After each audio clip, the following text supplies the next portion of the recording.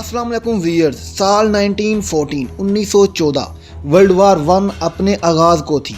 France, German और बरतानिया एक दूसरे के साथ खूनी लड़ाइयाँ लड़ रहे थे।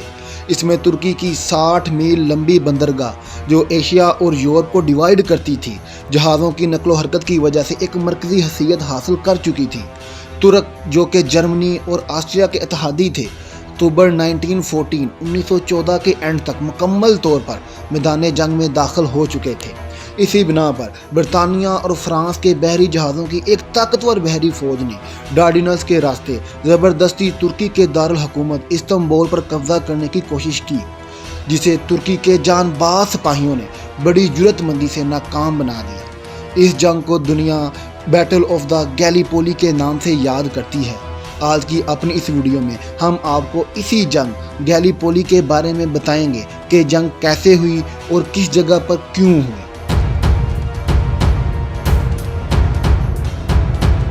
तो व्यूअर्स, कहानी शुरू होती है तुर्की का जजीरा गैलीपोली से, जो कि जंग का मैदान बना।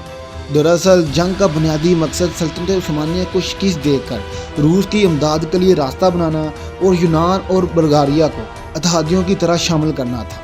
दरअसल जंग तराबलस 1911 के मौका पर जदीद बहरी बेड़े की अदम मौजूदगी का एहसास करते हुए तुर्की ने एक बरतानवी जहाज़ साज को 2 जंगी जहाज़ बनाने का ऑर्डर दिया।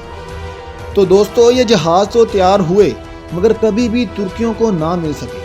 इसकी ख़ास वजह यह थी कि वर्ल्ड वार 1 के स्टार्ट हो जाने के बाद बरतानिया ने यह कहकर इन जहाज़ों को रोक लिया कि वो खुद इनको इस्तेमाल करना चाहते हैं और उनको खुद इसकी ज़रूरत है। इस असना में 2 जर्मन जंगी जहाज़ किसी न किसी तरीके से बरतानवी जहाज़ों से बचकर दर्रा दानियाल के रास्ते से तुर्की के समंदर में चले आए। जर्मनों ने ये दोनों जहाज़ तुर्की की नज़र कर दिए और इस तरह तुर्कियों की फेवर भी हासिल कर ली।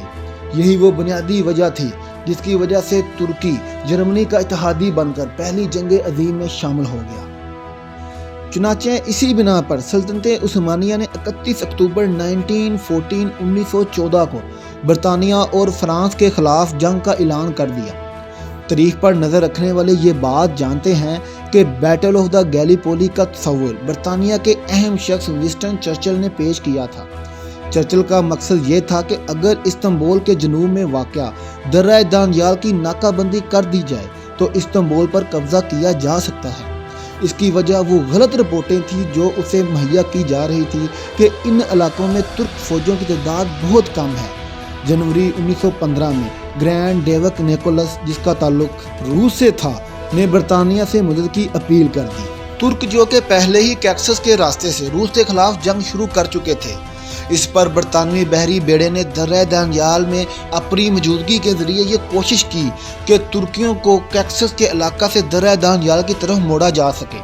इस पर बरतानवी और फ्रांसीसी जहाज़ों ने कोशिश की कि दर्रा दानियाल को अबूर किया जाए, लेकिन इस पर तुर्क नेवी ने पहले ही वहाँ पे मौजूद बहरी बारूदी सुरंगों के ज़रिए ऐसी इन पर गोलाबारी की कि इनके 2 जहाज़ डूब गए और साथ ही साथ इनके जहाज़ों को इतना नुकसान पहुंचा कि उनको पीछे हटना पड़ा।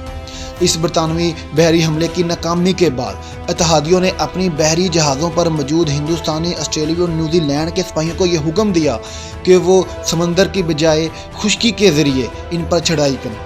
इस हमले की क़यादत बरतानिया की तरफ से मशहूर जनरल हैमिल्टन ने की, जबकि तुर्कों की क़यादत अनवर पाशा और मोहम्मद तलत पाशा के हाथ में थी।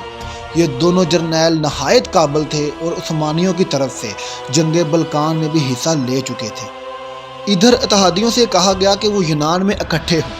इस असना में इत्तेहादी आबदोदों ने एक बार फिर कोशिश की कि तुर्कों पर हमला करके उन्हें हराया जा सके, मगर वो तुर्कों के ही बिछाए हुए जाल में फंस गए।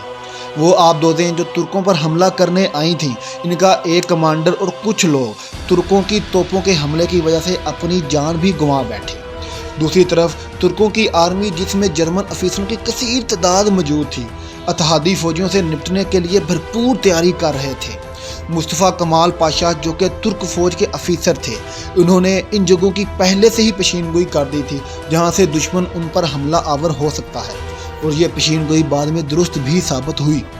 इस दौरान तुर्क फौज को इतना वक्त मिल चुका था कि वो इन रास्तों की फहरिस्त तैयार कर सके और इनमें अपनी सप्लाई लाइन भी पहुंचा सके। व्यूअर्स, इस दौरान साहल के किनारे तुर्कों ने बाड़ भी लगा ली, खंदकें भी खोद लीं और अपनी तोपें भी एडजस्ट कर लीं।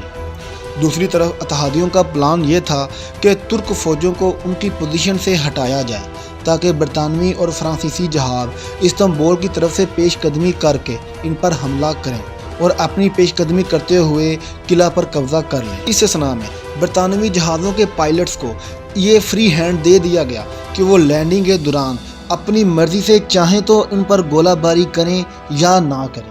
यही इनका वीक पॉइंट था, जिसकी वजह से बरतानिया को शदीद नुकसान उठाना पड़ा। बरतानवी फ़ज़ाई जहाज़ों की मौजूदगी सिर्फ ऑब्जर्वेशन तक ही महदूद रही और जब 25 अप्रैल सुबह के 4 बजे ऑस्ट्रेलिया और न्यूजीलैंड के 25,000 सिपाहियों ने साहल का रुख किया तो वहाँ पे मौजूद तुर्कों की फ़ौज ने उन पर जुर्रतमंदी से भरपूर अटैक किया और इत्तेहादी फ़ौजियों को इंतहाई शदीद नुकसान उठाना पड़ा। तो व्यूअर्स, इन तुर्क फ़ौजों ने अपने अंदर खून के एक एक कतरे तक सल्तनत उस्मानिया की हिफाजत की।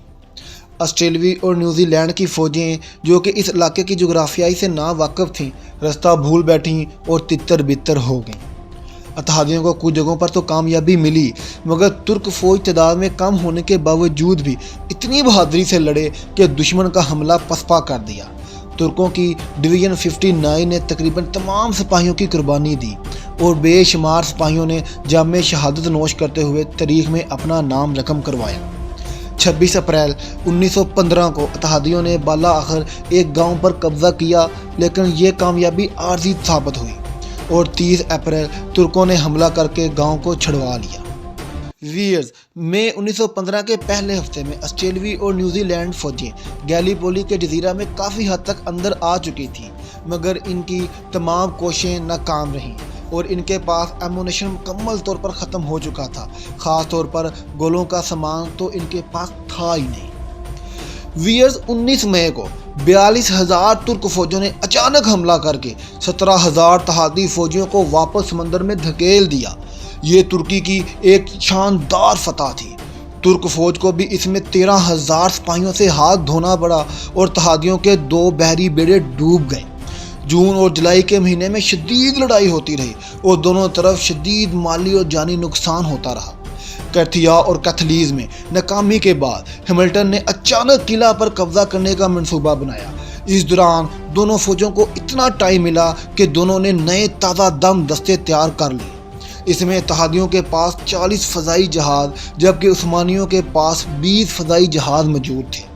इत्तेहादी तादाद में ज़्यादा होने के बावजूद भी तारीख़ के वाक़यात ने यह साबित किया कि इत्तेहादियों को मुँह की खानी पड़ी। अगस्त की इस नाकामी के बाद हैमिल्टन की नाकामी का पोल खुल गया। व्यूअर्स, सितंबर के महीने में एक ऐसा तूफ़ान आया जिसने इत्तेहादियों की मुश्किलात में मज़ीद इजाफ़ा कर दिया। दूसरी तरफ अक्टूबर 1915 को बल्गारिया ने भी जंग में शमूलियत अख्तियार कर ली, लेकिन इसने इस जंग को मज़ीद मुश्किल बना दिया। नवंबर में इत्तेहादी फ़ज़ाइया ने एक बार फिर तुर्की पर हमला किया, लेकिन इसे मज़ीद नुकसान उठाना पड़ा।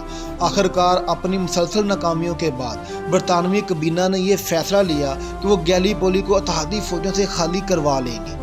जनवरी 1916 में आखिरकार एक बार फिर इत्तेहादियों ने तुर्की पर हमला किया, लेकिन तुर्क फ़ौजों की बहादुरी को सलाम, इन्होंने इस हमले को एक बार फिर नाकाम बना दिया। व्यूअर्स, अपने बार बार अटैक के बावजूद बरतानवी फ़ौज गैलीपोली को हासिल ना कर सकी और इस दौरान अपने 57,000 फ़ौजियों को मरवा बैठी और 1.5 लाख के करीब जख्मी हो गए। इस जंग में उस्मानी फ़ौज को 56,000 फ़ौजियों से हाथ धोना पड़ा। व्यूअर्स, ये थी हमारी आज की video the battle of the Gallipoli. आपको कैसा लगा कमेंट बॉक्स में हमें ज़रूर बताइएगा। जंगें जितनी भी हों, नतीजा मौत निकलता है, इसके अलावा कुछ नहीं निकलता। आपसे मिलते हैं अपनी नेक्स्ट वीडियो के साथ। अपना बहुत ख्याल रखिएगा।